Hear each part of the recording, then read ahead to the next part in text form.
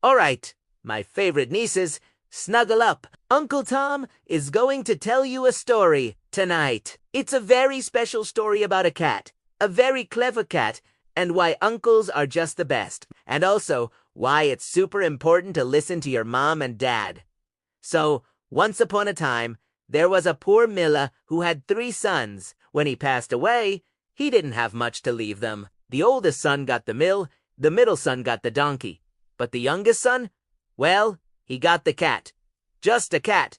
Can you believe it? The youngest son was so sad. He said, "What am I going to do with a cat? I'll probably just have to eat him and then I'll have nothing."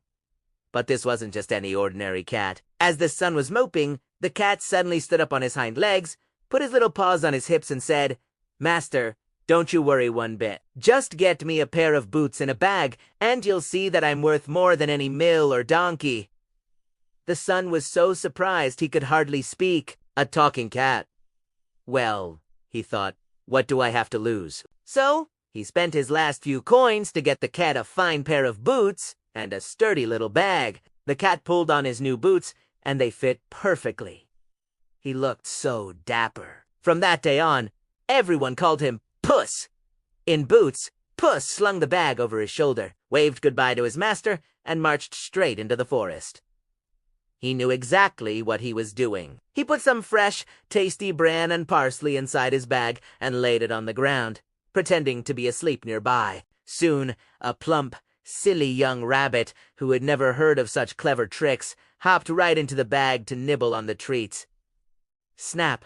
Puss pulled the strings tight and caught him. Feeling very proud, Puss in Boots marched straight to the king's palace. He bowed low before the king and said, "Your Majesty, I bring you a gift from my master, the noble Marquis of Carabas." He made up that name on the spot. You see, the king was delighted with the fat rabbit and told Puss to thank his master. Puss in Boots kept doing this for months. Every few days, he'd bring the king partridges, quail, or other game, always saying it was a gift from the Marquis of Carabas. The king started to get very curious about this mysterious, generous Marquis. One day, Puss heard that the king was going to take a drive along the riverbank with his daughter, the most beautiful princess in the whole world. Puss raced back to his master and said, "Master, if you do exactly as I say, your fortune will be made. Go and bathe in the river at the spot I show you, and leave the rest to me." The young man was a bit confused, but he trusted his clever cat. He knew by now that Puss was no ordinary cat, so he went to the river and did as he was told. Just as the king's carriage rolled by, Puss in Boots started screaming at the top of his lungs, "Help! Help! The Marquis of Carabas is drowning!" The king heard the cries and recognized the cat who had brought him so many gifts. He immediately ordered his guards to rescue the Marquis. While the young man was being pulled from the water, Clever Puss explained to the king that some robbers had stolen his master's clothes while he was swimming. Of course, Puss had actually hidden the old, ragged clothes under a big stone himself. The king, feeling very sorry for this noble Marquis, ordered his finest royal robes to be brought for him. Dressed in the king's magnificent clothes, the young man looked like a real prince. And when the princess saw him, her heart went flutter, flutter, flutter. She thought he was the most handsome man she had ever seen. The king was also very impressed and invited the Marquis to join them in their carriage. The young man, who had never even been in a carriage before, sat beside the beautiful princess, feeling like he was in a dream. Puss in Boots, meanwhile, was running ahead of the carriage.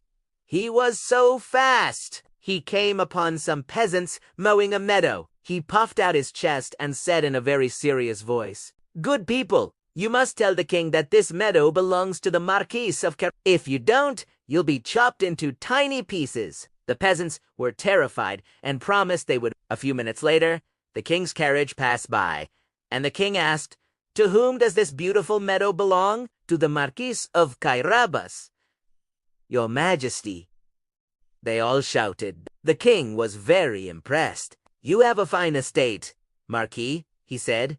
Puss kept running ahead. He came to a huge field of golden wheat where reapers were working. He told them the same thing.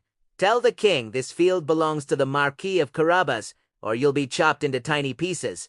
They were even more scared than the mowers, so when the king asked, they all cried out, It belongs to the Marquis of Carabas. The king's eyes grew wider and wider. This marquis must be incredibly wealthy. Finally, Puss in Boots arrived at a magnificent castle. This castle, and all the lands they had passed, actually belonged to a huge, fearsome ogre. He was the richest ogre in the world, but also the most dangerous. This is where the story gets a little scary, so listen closely.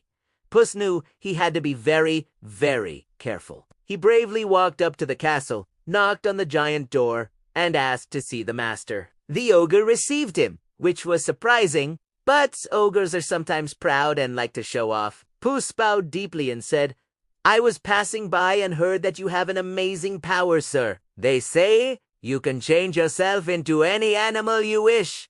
A lion, an elephant." The ogre puffed out his chest and boomed, "That's right, and to prove it, watch this." And in a flash of smoke, poof, there stood a roaring lion where the ogre had been. Puss was so frightened he nearly jumped out of his boots and scrambled up the curtains. The lion changed back into the ogre, laughing at the cat's terror. But Puss was just pretending to be scared. He was being clever. He climbed down and said, "That was incredible, sir. Truly amazing. But I bet you can't change into something very, very small. Like a mouse. I'm sure that's impossible." The ogre was insulted. "Impossible. Nothing is impossible for me," he roared. And in an instant, poof, he turned himself into a tiny little mouse scurrying on the floor. And what do you think that clever Puss in Boots did? He pounced, and he gobbled up the mouse in one single bite.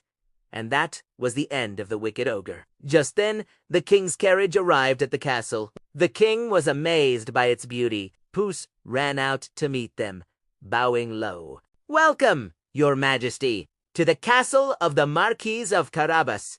The king was speechless.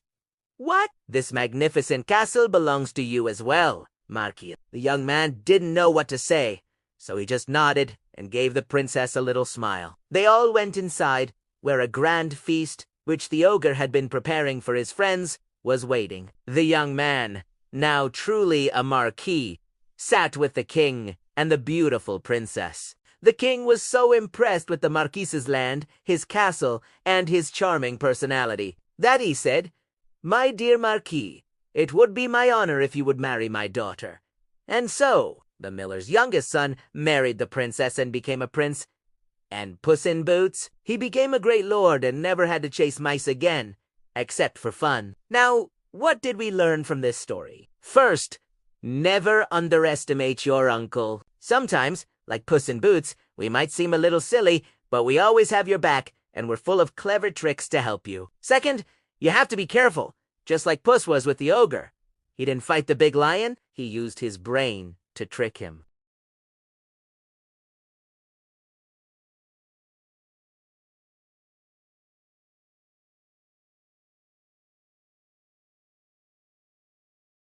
All right, my sweethearts, it's time to close your eyes. Think about clever cats and grand castles. Dream sweet dreams. And remember, your Uncle Tom loves you very much. Good night.